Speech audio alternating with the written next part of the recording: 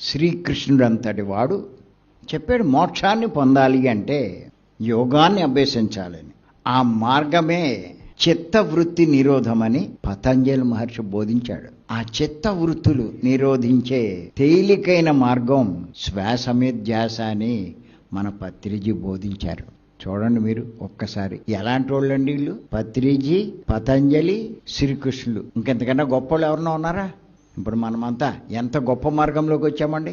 ఇప్పుడు నేను చెప్పింది మీకు అర్థమవుతే మనం ఎంత అదృష్టవంతులమో అన్నది మీకు అర్థమవుతుంది. పనికి రాని వాళ్ళతో సాంగత్యాలు చేస్తున్నాం. ఆ పరబ్రహ్మ పరమాత్మతో సాంగత్యం చేయాలి అంటే ఖాళీ దొరికితే ఏం చేయాలి?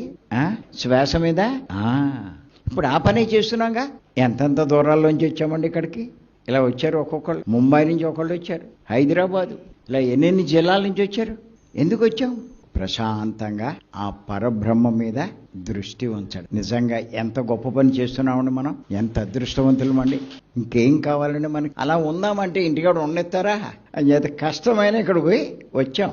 అసలు ఆ పరబ్రహ్మడు తెలియదండి బాబు చాలా మందికి. ఈ ధ్యానం ఎందుకో తెలియదు చాలా మందికి.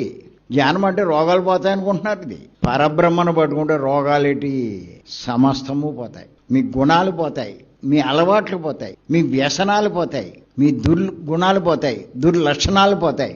నేను అదే చెప్తూ ఉంటాను. నేను రోగం కోసం ధ్యానం కాదండి, మీలో సమూలమైన మార్పు కోసమే ధ్యానం. అది చూసుకోండి అంటాను నేను. అదేదో పెద్ద గొప్పలాగా రోగం తగ్గిందా అనుభవాలు చెప్పమంటే తెగ చెప్పేస్తారు అనుభవాలు. నేనేమంటాను, రోగం తగ్గితే ఎవరికి కావాలి, తగ్గకపోతే ఎవరికి కావాలి.